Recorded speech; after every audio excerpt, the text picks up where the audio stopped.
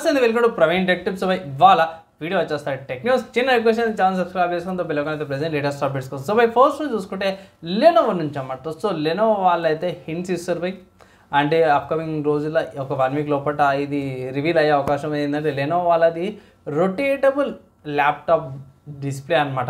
So rotate చేసుకోవచ్చు అంటే normal laptop display ఎట్లుంటుంది ఇట్లా టాప్ అంటే వైడ్ నుంచి పోర్ట్రేట్ లాంటిగా రొటేట్ చేసుకోవచ్చు అంట. సో చూద్దాం ఎలా ఉంటుందో. సో చాలామందికి పైన ఒకటి కింద ఒక విండో చేసుకొని ఈజీగా వర్క్ అయితే చేసుకోవచ్చు అనమాట.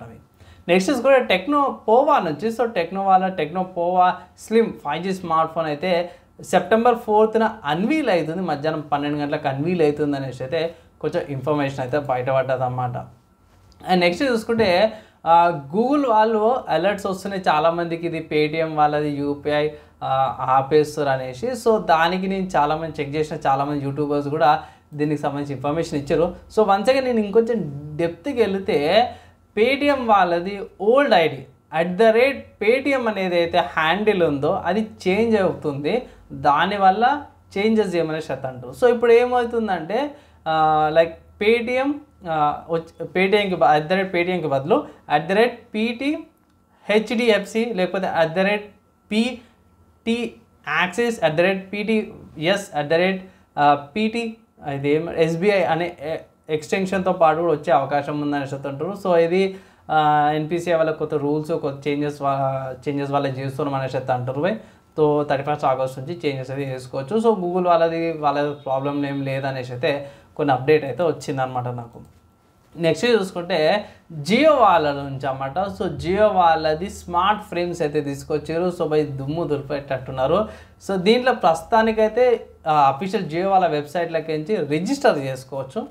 అండ్ ఇక్కడ గమనించాల్సిన విషయం ఏంటంటే ఇక్కడ మెయిన్ ఏమంటారు పిక్చర్స్ తీసుకోవచ్చు, ఆన్ ద గో మ్యూజిక్ వినొచ్చు, AI స్మార్ట్ కంపానియన్ వస్తుంది, అండ్ హ్యాండ్ ఫ్రీ కాలింగ్ చేసుకోవచ్చు, క్విక్ ట్రాన్స్లేషన్తో పాటు కూడా వస్తుంది. ఇక్కడ వీడియో రికార్డింగ్ కూడా చేసుకోవచ్చు అంట.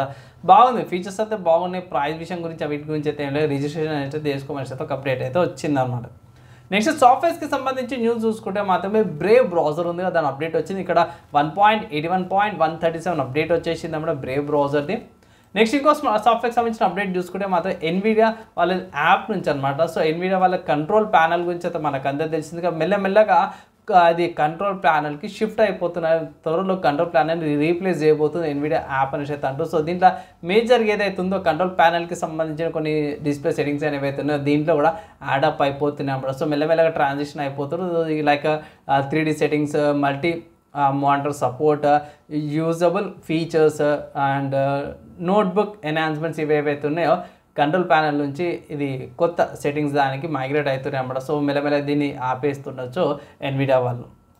అండ్ నెక్స్ట్ హార్డ్వేర్కి సంబంధించిన న్యూస్ చూసుకుంటే మాత్రమే ఫ్రేమ్ వర్క్స్ నుంచి అన్నమాట. సో ఫ్రేమ్ వర్క్స్ వాళ్ళైతే మనకు అందరూ తెలిసిందే, 2-3 సార్లు అప్డేట్ చేసిన ఏంటంటే వీళ్ళు కస్టమ్ ల్యాప్టాప్స్ తయారు చేస్తారు, పార్ట్స్ ఎక్కడికక్కడ తీసి అప్గ్రేడ్ చేసుకోవడానికి చాలా బాగుంటుంది. ఇండియాలో అయితే అవైలబుల్ లేదు కానీ ఇంటర్నేషనల్గా అవైలబుల్ కొన్ని స్టేట్స్లో. ప్రస్తుతానికి ఇది ఫ్రేమ్ వర్క్స్ ల్యాప్టాప్ 16లా వీళ్ళు RTX 5070 గ్రాఫిక్ కార్డ్కి అప్గ్రేడ్ చేసుకోవచ్చు అన్నమాట. మనమే సొంతంగా అది బ్యాక్ సైడ్ నుంచి తీసి అప్గ్రేడ్ చేసుకోవచ్చు అనేసి అయితే అంటారు. సో ఇక్కడ 5070 గ్రాఫిక్ కార్డ్ మంచి పర్ఫార్మెన్స్ గ్రాఫిక్ కార్డ్, అది ఇక్కడ 8GB GDDR7 వేరియంట్ అయితే ఉందనేసి అయితే అంటారు. ప్రీవియస్గా వేరే మోడల్ ఉన్నాయి, ఇప్పుడు 50 దానికి అప్గ్రేడ్ అయితే చేసుకోవచ్చు అనమాట. నెక్స్ట్ గేమింగ్కి సంబంధించి న్యూస్ చూసుకుంటే మాత్రమే స్టీమ్లో లెగో హ్యారీ పాటర్ కలెక్షన్ అనే గేమ్ అయితే మంచి డిస్కౌంట్ మీద వస్తుంది అనమాట. ఇక్కడ 459 రూపీస్ అంటే 460 రూపీస్కి వస్తుంది. లాస్ట్ ఇయర్ వచ్చిందనమాట. దీంట్లో ఏంది హ్యారీ పాటర్ కలెక్షన్లో స్పెషాలిటీ ఏంటంటే Harry Potter year 1 and 4 and Harry Potter year 5 and 7 మొత్తం 7 కలెక్షన్ గేమ్స్ ఏవైతే ఎన్హాన్స్డ్ గ్రాఫిక్స్తో పాటు కూడా రిలీజ్ అయింది అన్నమాట లాస్ట్ ఇయర్. అండ్ మోస్ట్లీ పెద్ద గేమ్ లేదు, 14GB స్టోరేజ్ ఉండాలి, DirectX 12, 4GB ర్యామ్ ఉన్నా సరే కూడా ఈజీగా రన్ అయిపోతామండి, డ్యూయల్ కోర్ ప్రాసెసర్ అయినా సరే కూడా.